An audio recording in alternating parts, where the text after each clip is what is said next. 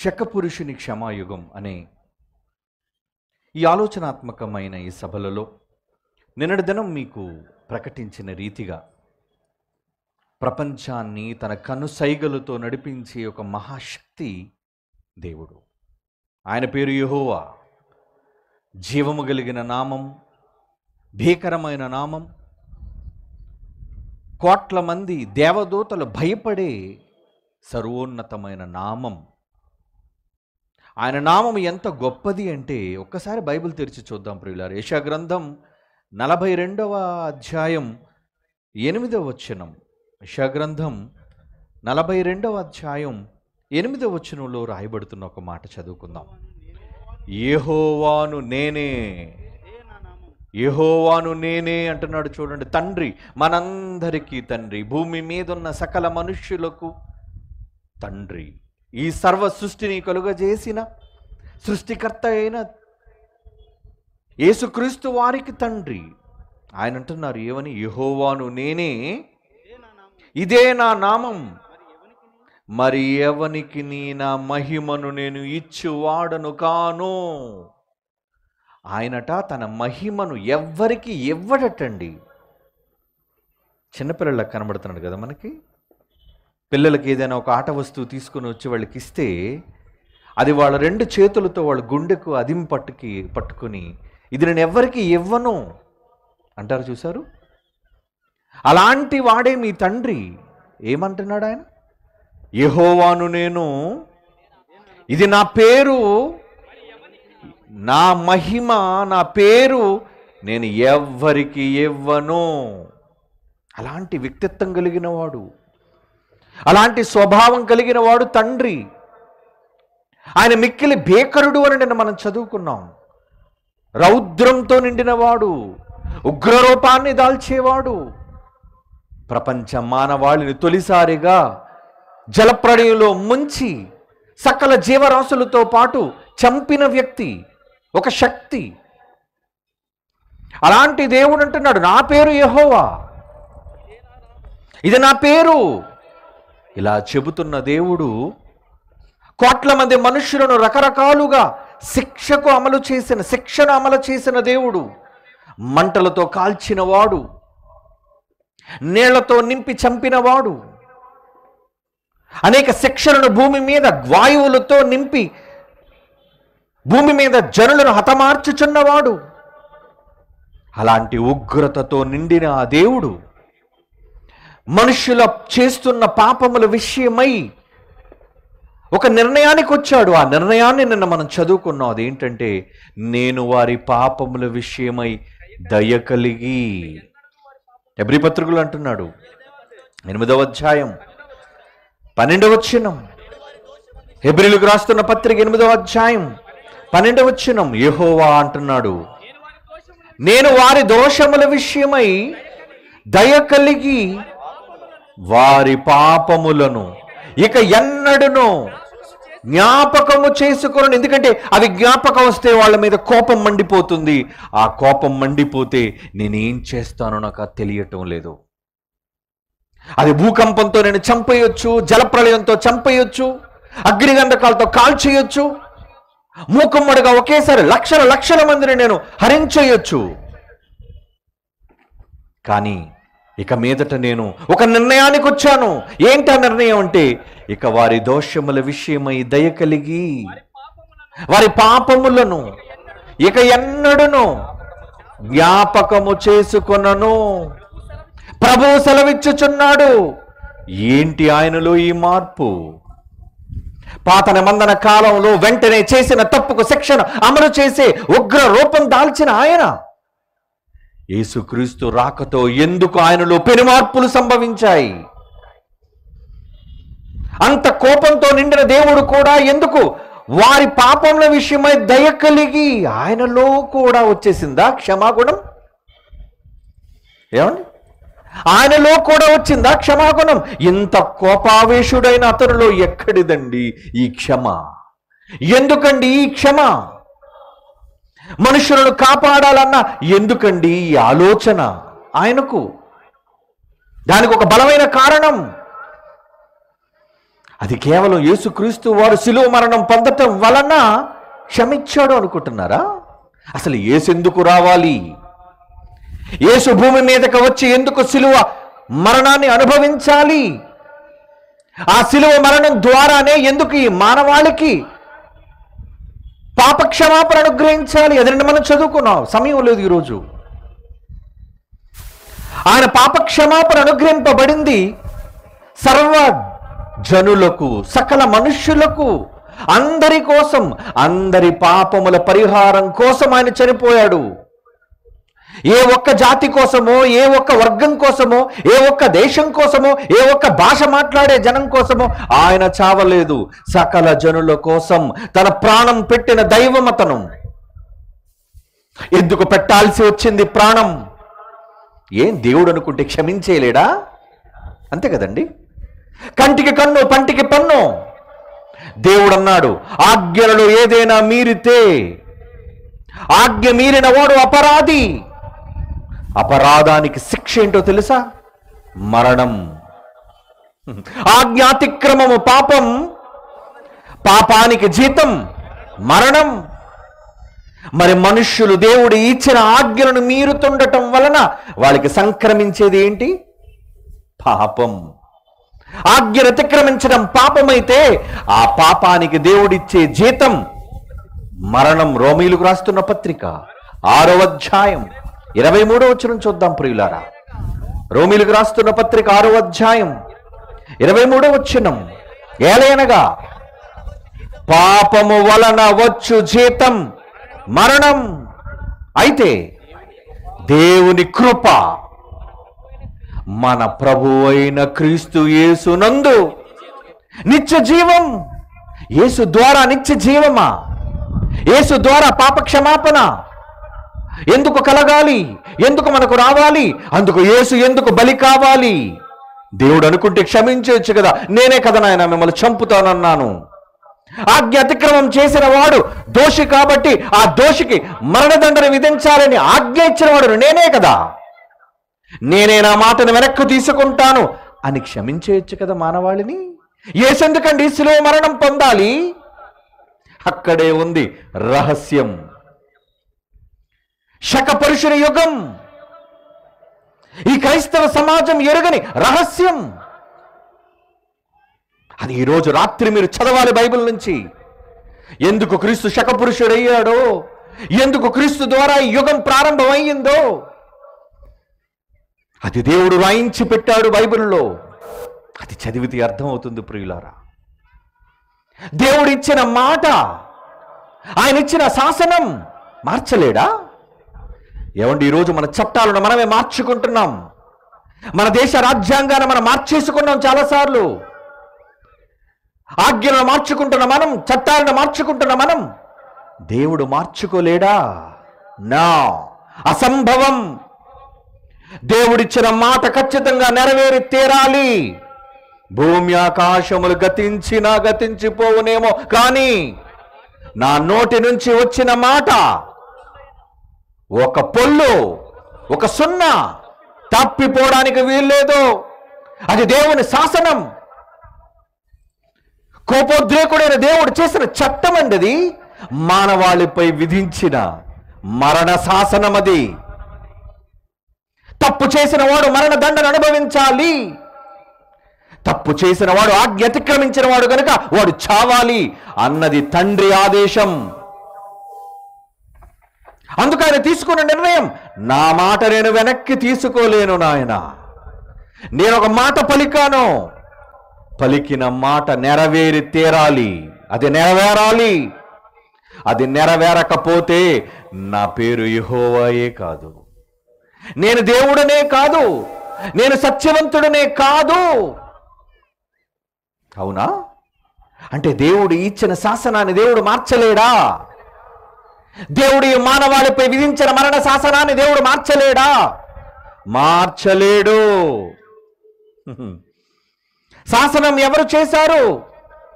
దేవుడు పిలిచాడు ఆదామవ్వలని, ఇదిగో ఈ తోట చెట్ల ఫలములలో దేని నేను నిరభ్యంతరముగా మీరు తినవచ్చును గాని తోట వృక్ష ఫలం దాని జోలికి పోకండి, తిను దినవన చచ్చెదరు. ఆజ్ఞ. అని నరునికి ఆజ్ఞాపించనంట. చూడండి, ఆజ్ఞాపించను. ఆదికాండం 2వ అధ్యాయం 17వ వచనం. ఆదికాండం 2:17. అయితే మంచి చెడ్డల తెలివినిచ్చు వృక్ష ఫలమును తినకూడదు, నీవు వాటిని తిను దినమున కన్ఫర్మ్, నీ డెత్ కన్ఫర్మ్, నిశ్చయముగా చత్తువు. అదే చెప్పాను నిన్న. ఆ చావు దేహ సంబంధమైన చావు కాదు, భౌతిక సంబంధమైన మరణం కాదు, ఈ మట్టి శరీరం గోతికపోవటం కాదు. మరేంటి? దేవుని దగ్గరకు నువ్వు వెళ్లకుండా శాశ్వతంగా నిత్యాగ్నిదండనకు చావు లేని నీ ఆత్మ చేరిపోవటం, అదే నిత్య మరణం. తిను దినమున నిశ్చయముగా మీరు చచ్చెదరు అని నరునికి ఆజ్ఞాపించిన. ఆజ్ఞ. మరి ఆజ్ఞ అతిక్రమం ఏమవుతా చెప్పండి? పాపం. దేవుని మాట వినకపోవటం పాపం. ఆ పాపానికి జీతం మరణం. అంటే మరి ఇప్పుడు మనిషి మరణించకుండా ఉండాలి అంటే ఏమవ్వాలి? నరుడు పాపం చేయకుండా ఉండాలి. బాగా వినండి, నరుడు మరణించకుండా ఉండాలి అంటే అతడు పాపం చేయకుండా ఉండాలి. పాపం చేయకుండా ఉండాలి అంటే శాసనం ఉండకుండా ఉండాలి. శాసనం ఉండబట్టే కదా, తినవద్దు అని ఆజ్ఞాపించబట్టే కదా. తినటం వలన నేరం. ఆజ్ఞ లేకపోతే నేరమే లేదు, చట్టమే లేకపోతే నేరం లేదండి. మర్డర్, ఒక వ్యక్తిని చంపటం నేరం అనేది చట్టంలో ఉంది. గనుకనే సెక్షన్ ప్రకారంగా మనల్ని నేరస్తులుగా ఈ చట్టం గుర్తిస్తుంది. దొంగతనానికి ఒక చట్టం, వ్యభిచారానికి ఒక చట్టం, నరహత్యకు ఒక చట్టం, ఇలా ప్రతిదానికి చట్టం చట్టం చట్టం. దేవుడు కూడా సర్వమానవాళి కోసం దేవుడు చేసింది చట్టం, శాసనం. ఆ శాసనాన్ని నెరవేర్చకపోవటం వలననే మనిషికి వచ్చిందండి ఈ మరణం. ఆజ్ఞను అతిక్రమించటం వలనే వచ్చింది పాపం. ఆ పాపానికి నరుడు అనుభవించాల్సిన జీతమే నిత్యాగ్నిదండనైన మరణం. బాహ్య సంబంధమైన మట్టిలోనికి పోయే చావుని పొరపడకండి. అందరూ చావాలి. యేసుక్రీస్తు వారు కూడా చనిపోయారు. మరి ఏ చావు రాకూడదు? నిత్యం నరకానికి పోయే చావులోనికి మనం వెళ్ళకూడదు అంటే శాసనం మారాలి. మరి శాసనం మారుతుందా? ఆయన అన్నాడు, నా నోటి నుంచి ఒకసారి మాట వచ్చిందంటే అది ఇక వెనక్కి తీసుకోవడం అసంభవం. శాసనం మారదట, దేవుడు మార్చలేడట. అంటే నరులకు మరణం తప్పదా? నరులందరూ పాపము చేసి చావాలనా? ఎలా దీనికి పరిష్కారం? నరులు చూస్తే దేవుని మాటను మీరిపోతున్నారు. అందరూ తనకు కాకుండా పోతున్నారు. కనుక ఇప్పుడు ఏం చేయాలి? శాసనం పోవాలి అంటే దానికి ఒకే ఒక మార్గం. ఏంట మార్గం? బైబిల్ చదువుదాం. హెబ్రీయులకు రాసిన పత్రిక 9వ అధ్యాయం. హెబ్రీయులకు రాస్తున్న పత్రిక 9వ అధ్యాయం 16-17 వచనాలు చూడండి. మరణ శాసనం. జాగ్రత్తగా వినండి. ఏమండి, ఇది అందరు లాంటి సభలు కావు. ఏదో వచ్చారు, యేసు ప్రభువుని గురించి 2 మాటలు చెప్పారు అని వెళ్ళిపోయే సభలు కావు. బైబిల్లోని నిక్షిప్తమైన నిగూఢమైన దేవుడు రాయించిన సంగతులను మీతో ఆలోచింపజేసేవి సభలు. అందుకే లక్షల రూపాయల వ్యయం. యేసు సిలువ నెక్కాడు, మరణం చెందాడు అని ప్రపంచానికి తెలుసు. మరలా మీరు కొత్తగా చెప్పవలసింది ఏమీ లేదు. ఏ సేవకుడైనా అది చెప్పాలి, ఏ క్రైస్తవుడైనా అది నమ్మాలి. కానీ ఎందుకు చావాలి? దేవుడే చేసిన శాసనాన్ని ఎందుకు దేవుడు తీయకుండా ఉంచాలి? దానికి ఏంటి పరిష్కారం? అదే ఇక్కడ చెబుతున్నాడు చూడండి. హెబ్రీయులకు రాస్తున్న పత్రిక 9:16-17 వచనంలో మరణ శాసనం ఎక్కడ ఉండునో అక్కడ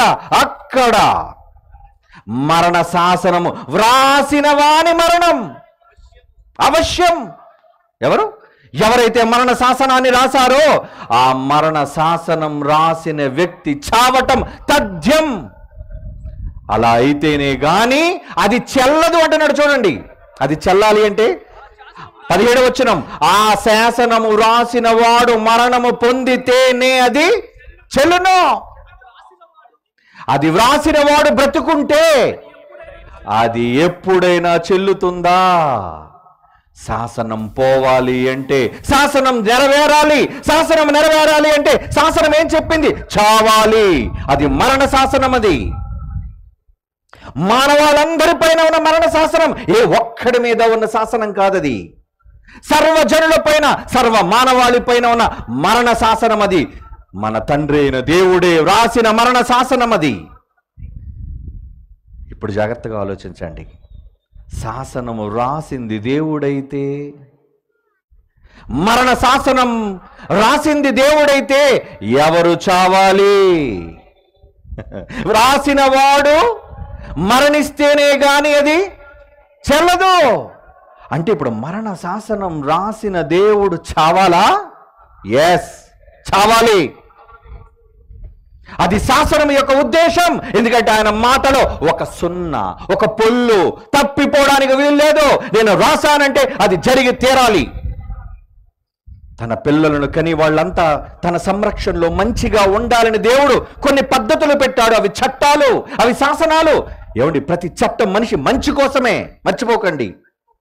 ఈ రోజున భారతదేశంలో ఉన్న ప్రతి చట్టం ప్రతి పౌరుడికి అది శ్రేయస్కరం. ఆ చట్టాలు లేకపోతే ఎవరండి మనిషిని ఆపగలరు? కనుక చట్టాలు మనుషులకు మంచిని చేసేవి. ఈ దేశానికి మనుష్యులుగా మనమే చట్టాలు చేసుకుంటే దేవుడు సర్వ మానవాళి కోసం చేసిన చట్టమే తన మాట, తన వాక్యం, తానిచ్చిన శాసనం. ఏమని?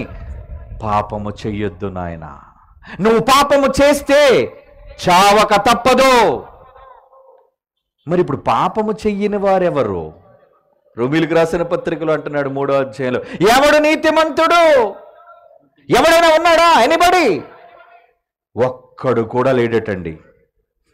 రోమపత్రిక 3వ అధ్యాయం 23వ వచనం, ఏ భేదము లేదు, అందరూ పాపము చేసి దేవుడు అనుగ్రహించు మహిమను పొందలేకపోతున్నారు. పైన ఒక మాట అంటాడు చూడు, నీతిమంతుడు లేడు. 11వ వచనం, నీతిమంతుడు లేడు, ఒక్కడునూ లేడు, గ్రహించువాడెవడునూ లేడు, దేవుని వెతుకువాడు లేడు. అందరూ త్రోవ తప్పిపోయారు, అందరూ త్రోవ తప్పిపోయారు, పనికి మాలిన వారైపోయారు అంటున్నాడు దేవుడు. మేలు చేయవాడు లేడు. అందుకే అందరూ పాపము చేసి దేవుడు అనుగ్రహించు వరమును పొందలేకపోతున్నారంటే అందరూ పాపులేనా? అవును, వీఆర్ ఆల్ సిన్నర్స్. మనం అంత పాపులముగా మారిపోయాం. అది మాట చేత కావచ్చు, చూపు చేత కావచ్చు, ఆలోచన చేత కావచ్చు, క్రియల చేత కావచ్చు, నడకల చేత కావచ్చు, ఏదైనా కావచ్చు. మనమంతా మన పనులలో నేరస్తులం, పాపులం. అలాంటి పాపులుగా, నేరస్తులుగా మారిపోయిన మనం చావాలి. అది శాసనం. మరి శాసనం మారుతుందా? మారదు. శాసనం మారినప్పుడు మనమంతా నరకానికి పోవాలి. మరి ఇప్పుడు ఇన్ని కోట్ల మంది తన పిల్లలను ఎలా కాపాడుకోవాలి? శాసనం నేనే చేశాను, చట్టాన్ని నేనే చేశాను. ఆ చట్టాన్ని పోను కొట్టేద్దాము అంటే, అది కొట్టేయాలి అంటే రాసిన వాడు చావాలి. అంటే ఇప్పుడు దేవుడు చచ్చిపోవాలా? యెహోవాను నేనే కదా నా పిల్లలను కన్నాను, నేనే కదా చట్టాన్ని చేశాను, ఈ పండు తినుదురమన నిశ్చయముగా చచ్చుదురు అని చెప్పాను. వీళ్ళంతా చావవలసిందేనా? వాళ్ళందరూ చావడం నాకు ఇష్టం లేదు నాయన. తన కొడుకుని పిలిచాడు, మై సన్ యేసు. ఏంటి నాన్న? నేను శాసనం చేశాను కొడుకా, నీ తమ్ముళ్ళందరూ భూమి మీద సన్మార్గంలో నడవాలని చట్టాలు చేశారు నాయన. కానీ ఆ చట్టాన్ని ఎవ్వరు దాని ప్రకారంగా నడవలేకపోతున్నారు, మీరిపోతున్నారు. అందరూ ఉల్లంఘన, చట్టం అంతా ఉల్లంఘిస్తున్నారు వాళ్ళు. మరి ఎలా నాన్న? వాళ్ళందరినీ చంపేయాలిరా. నేను చంపుకోలేకపోతున్నాను నాన్న. ఇప్పటికే జలప్రళయంలో ఒకసారి చంపేశాను కోపంతో. మరి వాళ్ళంతా నరకానికి వెళ్ళిపోతే ఎలా? వాళ్ళంతా నాకు కావాలి. వాళ్ళంతా నాకు కావాలి అంటే నేను రాసిన చట్టం రద్దు కావాలి. అలా రద్దు కావాలి అంటే నేనే చావాలి, చచ్చిపోతా నేను.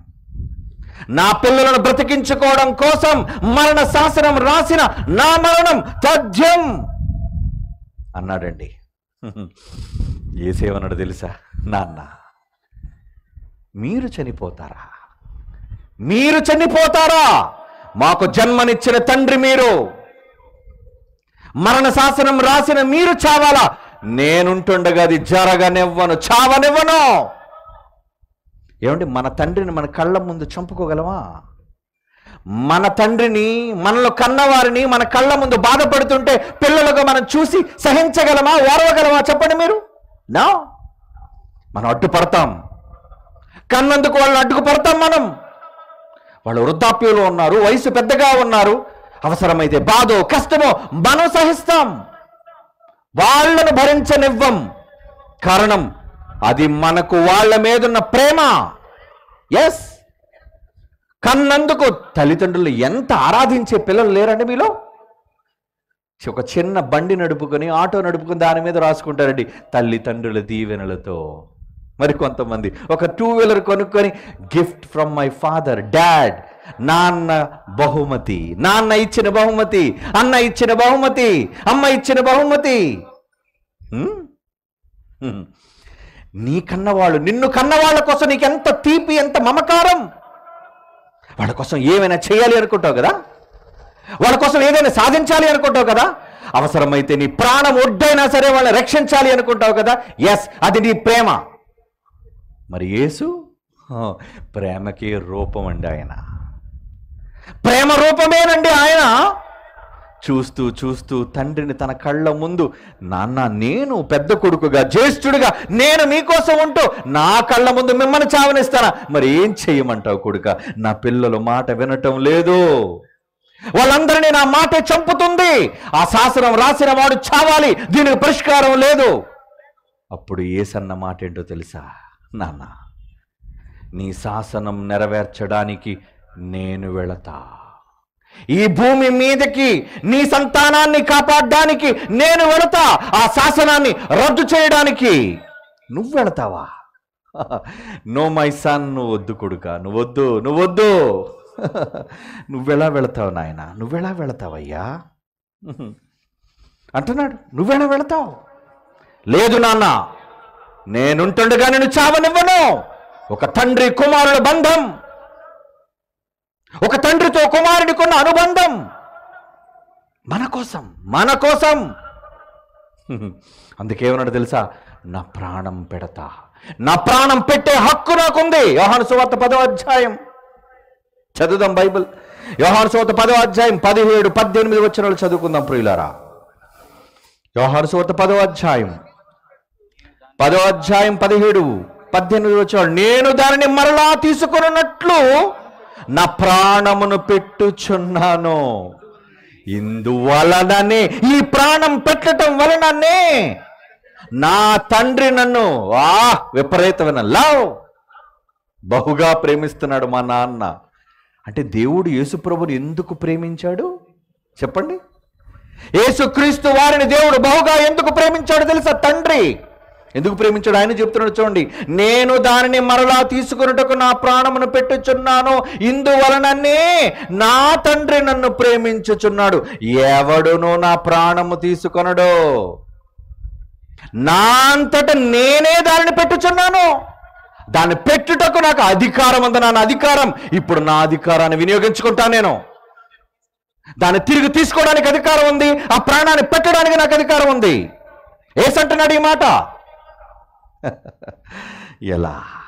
కాదు నాయన, నేను కాదు కదరా, నువ్వు యెహోవాను నేను కదా.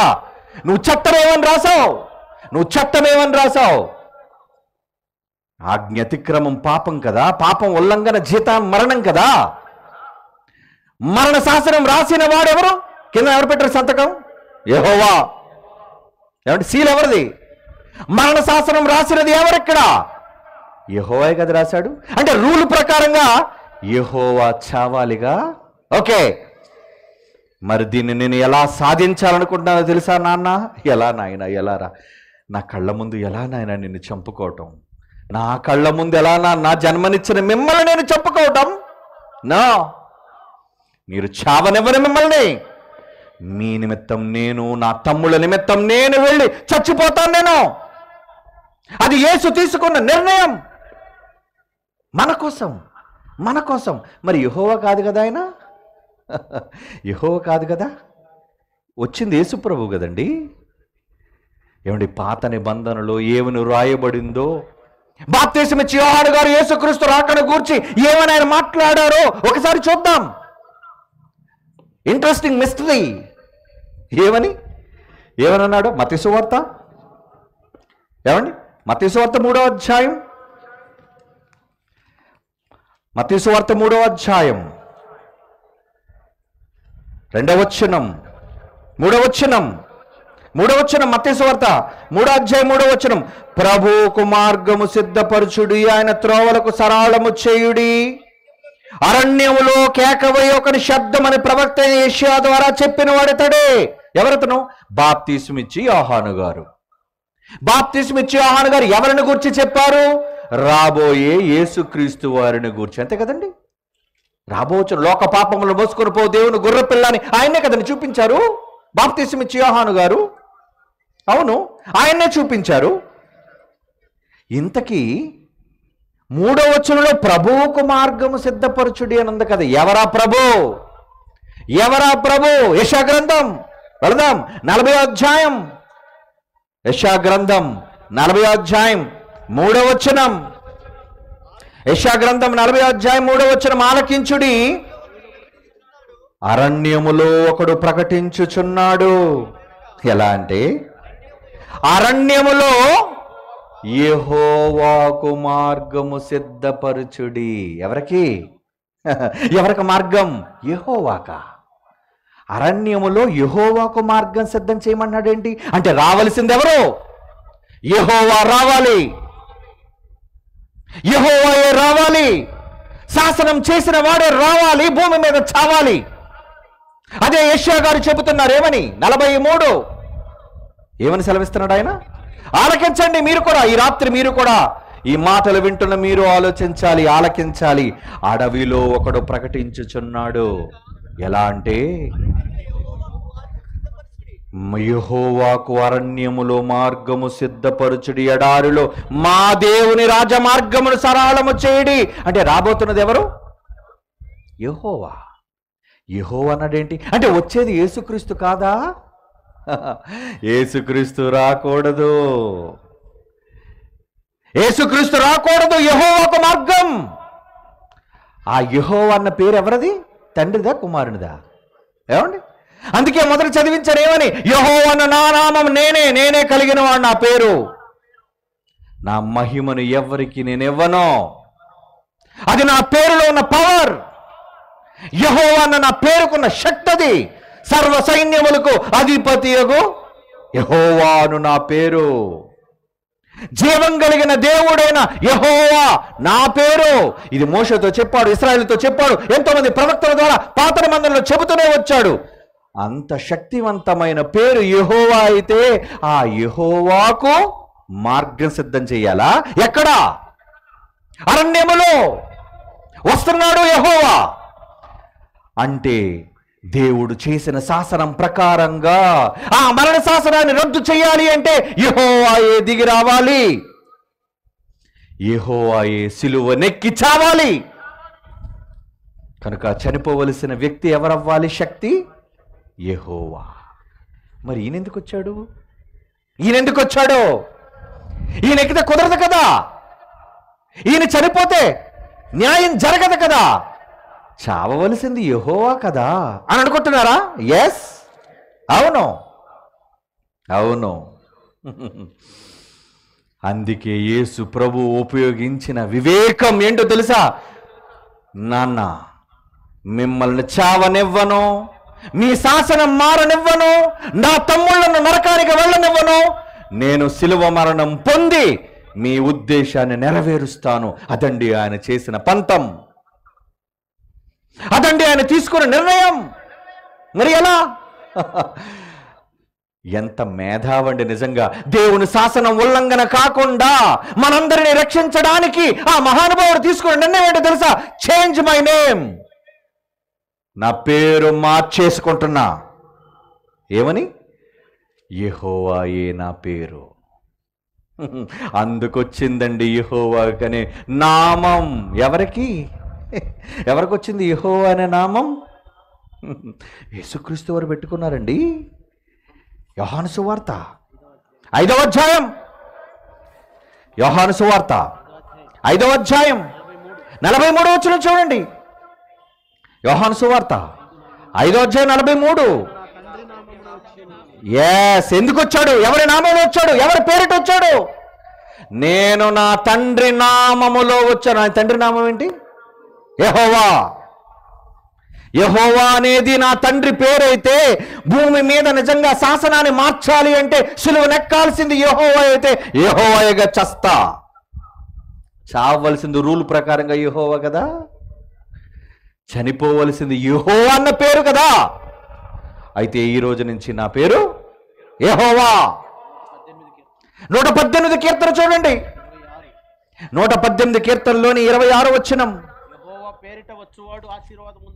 115వ కీర్తన 118వ కీర్తన 26వ వచనం. యెహోవా పేరిట వచ్చువాడు ఆశీర్వదింపబడినవాడు. వండర్ఫుల్ నాయన, వండర్ఫుల్ వండర్ఫుల్. నీ పేరా?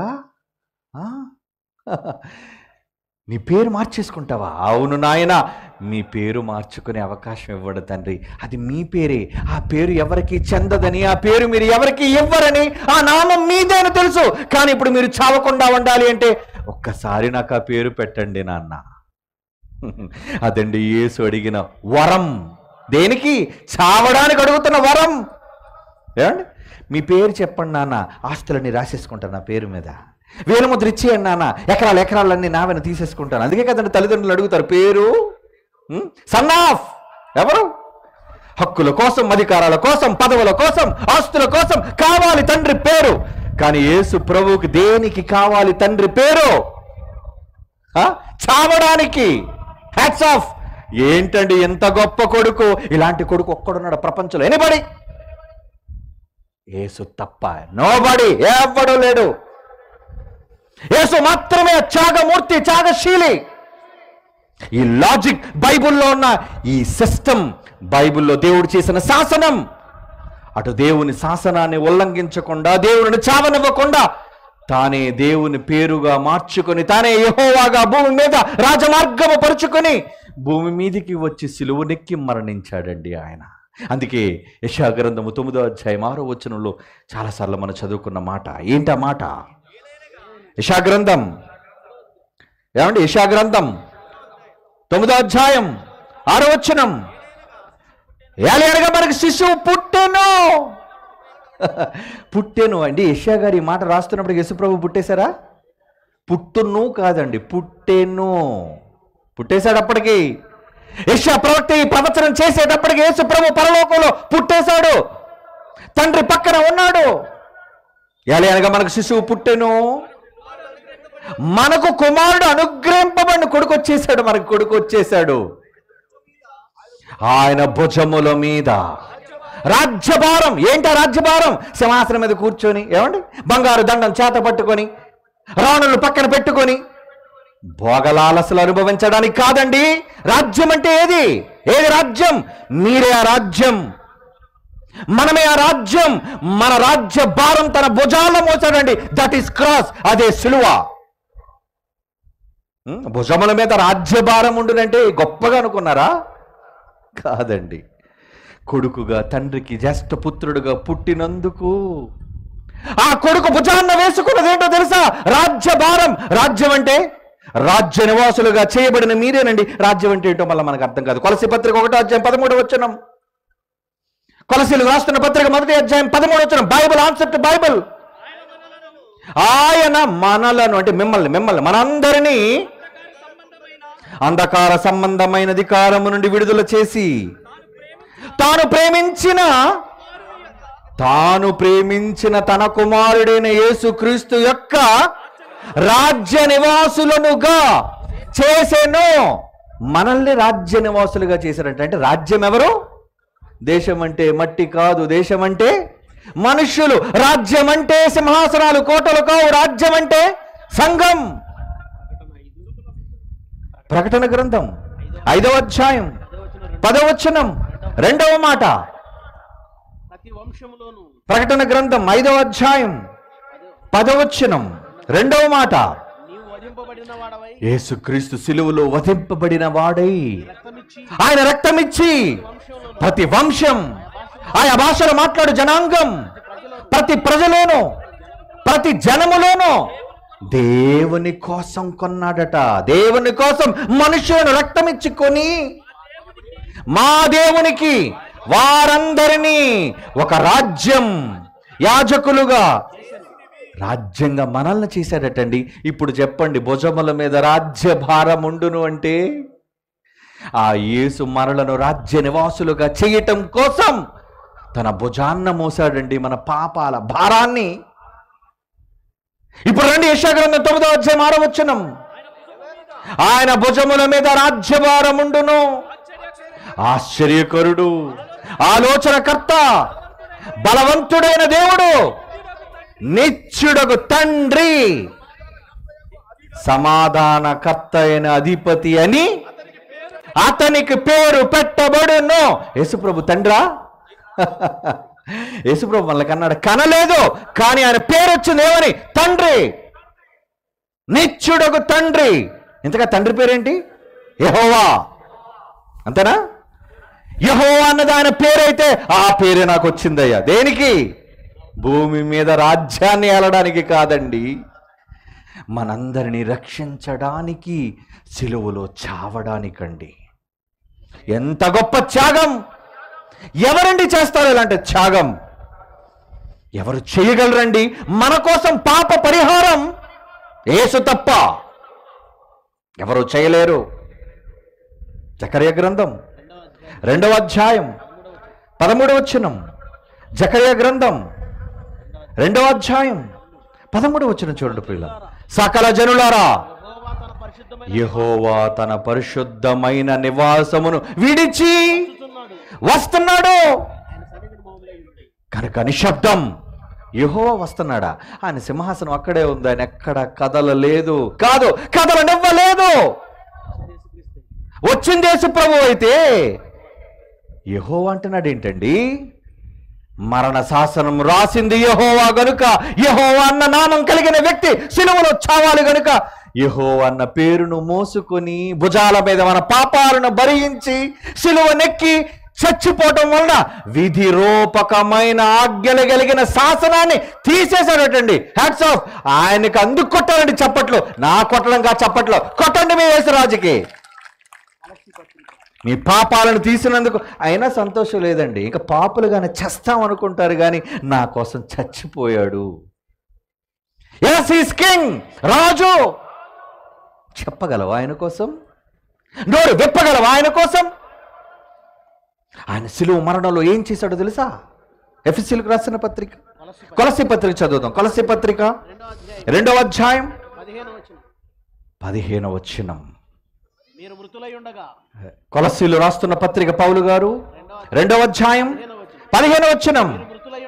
మీరు చనిపోయి ఉండగా దేవుడు వ్రాతరూపకమైన ఆజ్ఞల వలన మన మీద రుణంగా, మనకు విరోధంగా ఉన్న శాసనం, మరణ శాసనం పత్రమును మేకులతో సిలువకు కొట్టి దానిని చేవ్రాతను తుడిచేశారటండి. అబ్బా, మనకు అడ్డం లేదటండి. దాన్ని ఎత్తేసాడటండి. వాళ్ళు ఎత్తేయడం వల్ల ఏంటంటే మన అపరాధములన్నిటినీ క్షమించి ఆయనతో కూడా మీకు బ్రతికిచ్చాడు. శకపురుషుడు కాడా? ఎస్, నా యేసు ప్రపంచంలో శకపురుషుడు. క్షమను నేర్చుకున్నవాడు, క్షమను నేర్పించిన వాడు ఈ సమాజానికి. తండ్రి చావనివ్వకుండా శాసనాన్ని తుడిచేసే సమర్థుడు. అలాంటిది ఈరోజు మన అన్న, మన కోసం ప్రాణం పెట్టిన మన అన్న యేసన్న. అలాంటి అన్నయ్య ఏం చేశాడో తెలుసా? తండ్రి నామాన్ని ధరించి వచ్చి భూమి మీద తన ప్రాణాన్ని పెట్టాడే, దానికి తండ్రి ఏం చెయ్యాలి చెప్పండి? ఏం చెయ్యగలడు? నాయనా, ఒక తండ్రిగా నా కోరిక నెరవేర్చావు నాయనా. నన్ను చావనివ్వకుండా, నీ తమ్ములను చావనివ్వకుండా నీ ప్రాణాన్ని అడ్డు పెట్టావయ్యా. అందుకు నేను ఒకటి చెయ్యాలి అనుకుంటున్నాను. ఏంటో తెలుసా? ఇప్పటి వరకు నా పేరు గొప్పది అని చెప్పుకున్న నేను ఇక మీదట ఒక నిర్ణయాన్ని తీసుకున్నాను. ఏంటి ఆ నిర్ణయం తెలుసా? చూడండి బైబిల్లో ఆ మాట. ఫిలిప్పీ పత్రిక 2వ అధ్యాయం అపోస్తలుడైన పౌలు ఫిలిప్పీలకు రాస్తున్న పత్రిక 2వ అధ్యాయం 11వ వచనం 9వ వచనం నుంచి చూడు. 9వ వచనం, ఫిలిప్పీ పత్రిక 2వ అధ్యాయం 9వ వచనం నుంచి, అందుచేత పరలోకమందు ఉన్న వారిలో కానీ, జాగ్రత్తగా వినండి, పరలోకంలో ఎవరున్నారు? తండ్రి. పరలోకమందున్న మా తండ్రి అంటున్నామే. పరలోకమందున్న వారిలో గాని, భూమి మీద ఉన్న వారిలో గాని, భూమి క్రింద ఉన్న వారిలో గాని, ప్రతి వాని మోకాలు యేసు పేరును వంగాలే, ప్రతి వాని నాలుక నేను మహిమపరచబడాలి అంటే నా పేరును కాదు, యెహోవా పేరును కాదు మీరు గణపరిచేది, యేసు క్రీస్తు ప్రభు అని ఒప్పుకొనున్నట్లు దేవుడు, తండ్రి అయిన దేవుడు ఆ యేసు నామాన్ని అధికముగా హెచ్చించి, ప్రతి నామం, అందులో నా పేరు కూడా సెకండ్, యెహోవా అనేది సెకండ్ పేరు, నా పేరు కూడా 2వ స్థానంలోనే, మొదటి స్థానం నాకొద్దు, ఎందుకంటే నేను చచ్చిపోలేదు నా పిల్లల కోసం, శాసనం రాసిన నేను చావాలి నా పిల్లల కోసం, కానీ నా కొడుకు అడ్డుపడ్డాడే, హ్యాట్స్ ఆఫ్ మై సన్, నా పేరు పెట్టుకొని వెళ్ళి నా పిల్లల్ని రక్షించావే, నీ ప్రేమ నా మీద గొప్పదయ్యా, నీ తమ్ముళ్ళ మీద గొప్పది నాయన, అందుకే ఇక మీదట నా పేరుకు ఘనత వద్దు, నీ పేరునే ప్రతి నామము కంటే పైనున్న నామం ఆయనకు అనుగ్రహించేను. ఎవరిచ్చారు ఈ పేరు? యేసుక్రీస్తు వారికి అన్ని నామాలు ముల్లోకాలలో, మరలా ముల్లోకాలలో, పరలోకంలో దేవుడు కూడా ఉన్నాడు, మరి ఆయన కూడా ఒక నామం ఉంది, నా నామం కంటే నా కొడుకు నామం గొప్పదే అని ఒప్పుకున్నాడండి ఆ తండ్రి. కీర్తనల గ్రంథం 138వ కీర్తనలోని 2వ మాట, కీర్తనల గ్రంథం 138లోని 2 ఏమంటున్నాడు? నీ నామమంతటి కంటే నీవిచ్చిన వాక్యం, బైబిల్ ఎవరి వాక్యం? ఆది యందు వాక్యం ఉండెను, వాక్యము దేవుని యొద్ద ఉండెను, వాక్యము దేవుడే ఉండెను, ఆ వాక్యమే శరీరధారిగా భూమి మీదకి వచ్చాడే, ఆ వాక్యమును నీవు గొప్ప చేశావు నాయన, నా వల్ల కాని పనిని నువ్వు చేశావు, యువర్ మై సన్. అదండి ఈరోజు యేసు ప్రభువులో ఉన్న క్షమా గుణం. మన కోసం ఎందుకు చచ్చిపోవాలి? మనల్ని క్షమించాడు గనుక, శిక్షిస్తున్న క్షమించమని దేవుడు వేడుకున్నాడు గనుక. అంత గొప్ప నామమండి ఆయనది. అలాంటి గొప్ప నామమైన యేసు నామాన్ని దూషించడానికి ఈ దుర్మార్గులకు నోరెలా వస్తుందండి? ఒకడు అంటాడు, ఒక సన్నాసి, ఒక బికారి సిలువులో 3 మేకలు వేసుకున్నాడు, పీక్కోలేడు. రే, సిలువు వెనుకున్న కథ నీకేం తెలుసురా? సిలువు వెనుక ఉన్న గాథ నీకేం తెలుసురా? ఎందుకు సిలువెక్కాడో, ఏ శాసనం కోసం సిలువెక్కాడో ముక్కు ముఖం లేని నీకేం అర్థమవుతుందిరా సన్నాసి? వెనక ముందు తెలియక పిచ్చి కారు కోతలు కొయ్యకురా ప్రభువు కోసం. ఎంత చరిత్ర నీకేం తెలుసురా బుద్ధిహీనుడా? యేసును అన్న ప్రతి వాడితో చెబుతున్నా, ఖబర్దార్.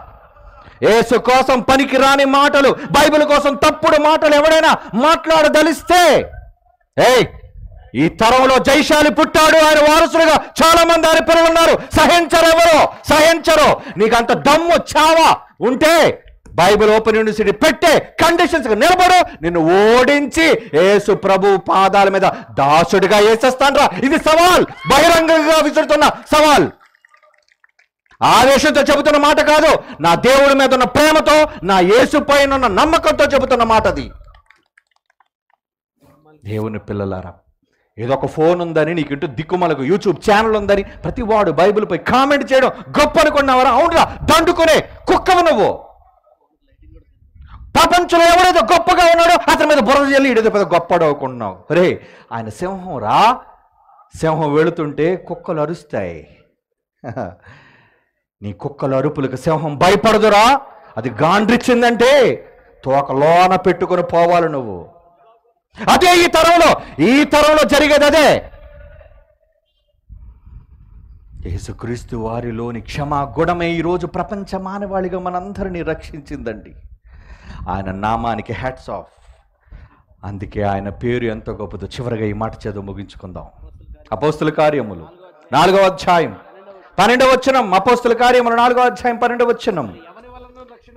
మరి ఎవని వలన రక్షణ లేదు, ఈ నామం, ఒకే ఒక్క పేరు, అది యేసుక్రీస్తు అనే పేరు.